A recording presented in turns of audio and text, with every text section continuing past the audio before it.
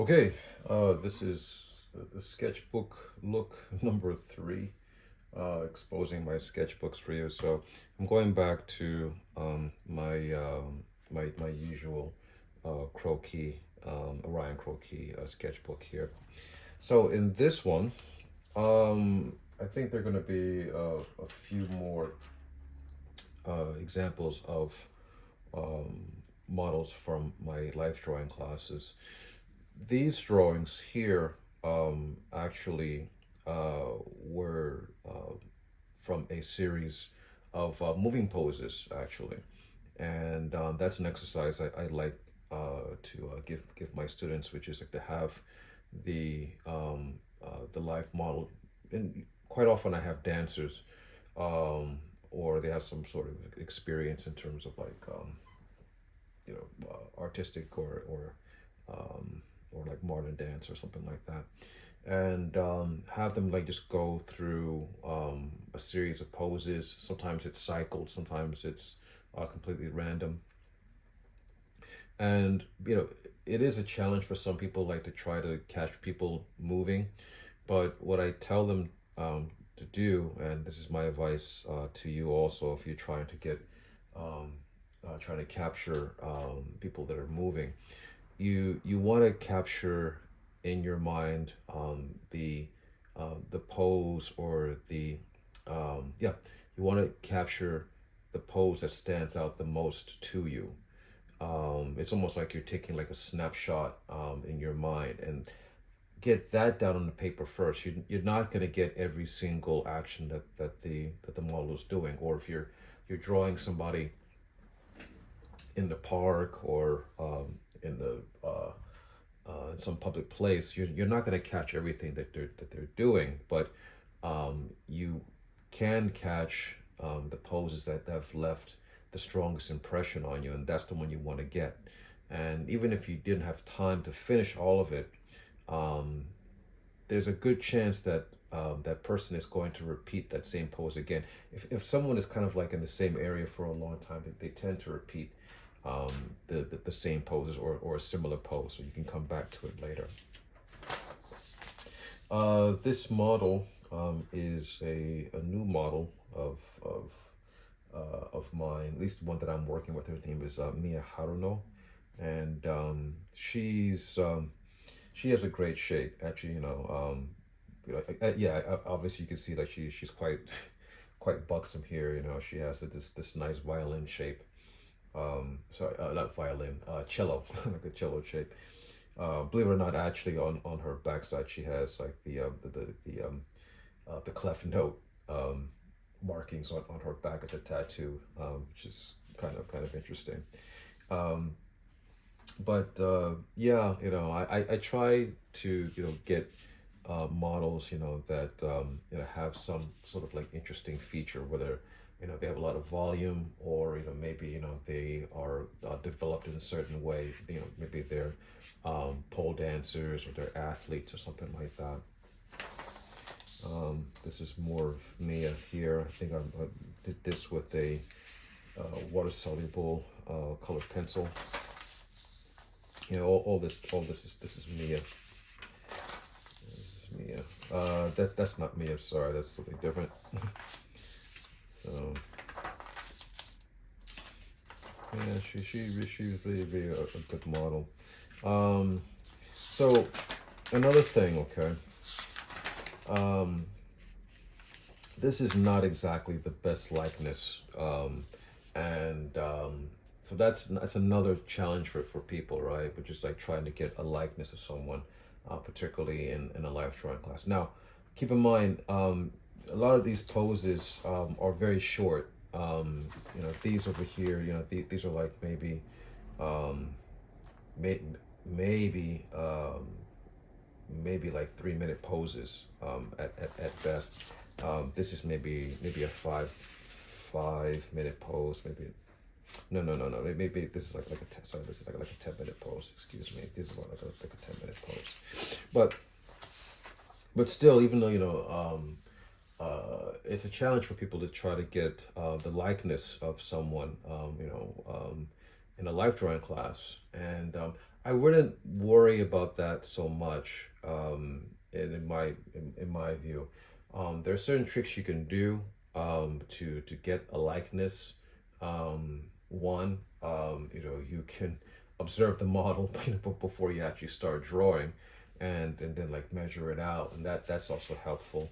Or quite frankly, just try to get um, make your best estimate of what you see to be the key features of that person. I mean, in terms of like the relationships in their features. You might get a lot closer. So, but that's not getting likeness is not so important, I think. This is a little bit too stylized here. Um, Mia does have this shape here. She is a little bit full at the top. Pardon anybody. Sorry, I don't. Sorry, I didn't give a warning. That there's going to be some nudity in here because my life drawing classes are nudes. I think this is the one I like the most of Mia, actually. So here are just some face studies, but actually I think I was trying to work out designing hair. Hair is always a difficulty for some people, like how to handle it, because people always say, like, you should never draw individual hairs, which is correct. You should draw it as a group, but within those groups, you can add like individual lines in there as a sense of like texture, so to speak. But you don't want to start off like just like doing individual lines like that for hair. That's definitely, you don't want to do that. And this is really more of like a comic book design in terms of hair, where it's always like flowing and moving and things like that, which is it's always been appealing to me, to draw hair like that. I was just trying to break that down. One of the reasons why they design hair like this is obviously because when you're reading a comic book, which is basically this this yeah when you're reading a comic book, you want to create a sensation of action and movement at all times, right? So it's one of the times, like, you often see like female character, like she's standing here and the hair is always like seems to be like moving, even like they're standing still, they always, the hair always seems to be like falling off like to one side because it creates a sense of movement. More and more women here, more idolized women, some anatomy studies here. Some notes here in terms of landmarks. Maybe I think this was a note for a student talking about the shoulder girdle, the relationship between the clavicle and the humerus and like the scapula from the back.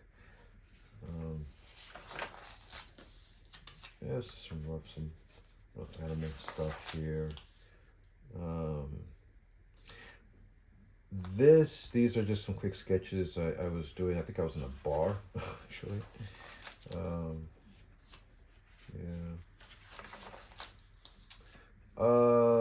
That's from my imagination, but this is from a life drawing class. This is a model. Sorry, she's a ballet dancer. I can't remember her name right now. Saya, I think her name is Saya. She's a ballet dancer. She's really great. She's really great. Like here's she doesn't really exactly have this kind of that's not exactly the best likeness of her, but that does have like the essence of her because she has like very large eyes. She does have like a little bit like a long shaped face. Of course, she's very gentle, very elegant looking. This is a little bit closer to what she looks like actually, and this drawing I did this in two parts actually. I started it, and I confess, there are many times when I in my life drawing classes, I will break things down. I'll get as much information in detail in the life drawing class, and then I'll come back to it at home, and then I'll work it out there. So this is also, it's also Saya. Okay, some rough anatomy. These are maybe sketches from. Oh, these are some from some demos that I did online for the LiveUP tutorials.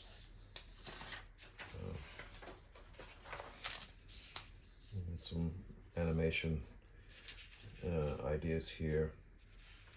Squash and stretch. Yeah, here's some character designs that I was messing around with, and I confess, they're a little bit Chuck Jones inspired, because I think I was watching a documentary with on Chuck Jones not so long ago, and he said something that really stood out to me. Actually, that really, and I wrote it down up here. And he said, in animation, we have animals that move like human beings, or human beings that move like the real animal. And that's something really um, that really resonated with me, because basically that's what it is. When you're talking about these characters, these anthropomorphic animal characters, where it's Daffy Duck, or it's Goofy, or it's Mickey Mouse, or whoever, or even some animals, that are not even, they don't even have like human characteristics, like a Bambi or something like that. They all have human characteristics in terms of like how they express themselves, right? That's the interesting thing. And then when they when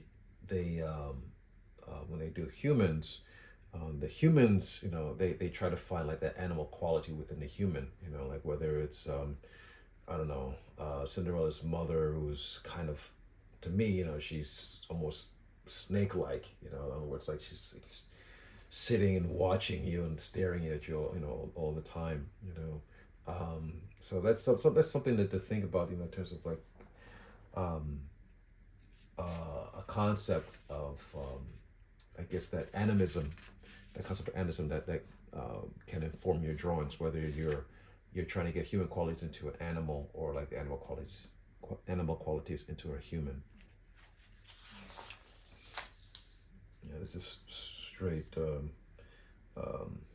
Chuck Jones, believe it or not. Actually, I think I ripped that from the What's Opera doc thing.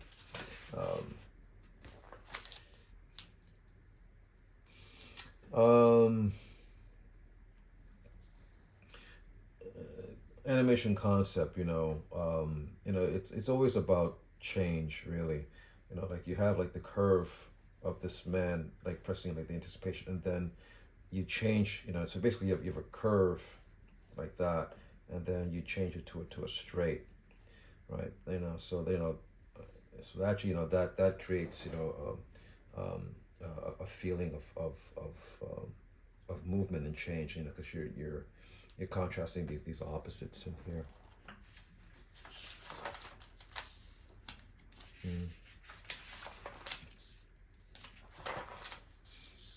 More anatomy studies. Another demo on animals. I don't know why I chose an elephant, but I was demonstrating like how to draw animals, and I started off with an elephant here. Oh, that's why, because I was showing people, like, how to draw an elephant, that would be moving like a human, an animal that's moving like a human. Yeah, another demo here. Some quick pen sketch drawings here.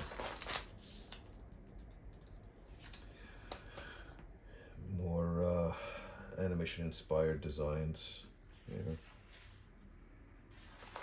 And that's it. That's it for this one. Okay. Not this one is maybe I'm about 3/4 or halfway through, but that's my process. So you saw, you know, some of my bad drawings, some of my just like random drawings, and then some drawings from my life drawing classes. You know, so again, guys, you know, always keep your sketchbook with you at all times. At all times, you know, you should when you leave your house, you should have these 3 things. You know, you should have your wallet, your keys, and your sketchbook when you leave the house. Okay. All right. I hope this was helpful, and I'll be back with another one soon. All right. Take care. Bye bye.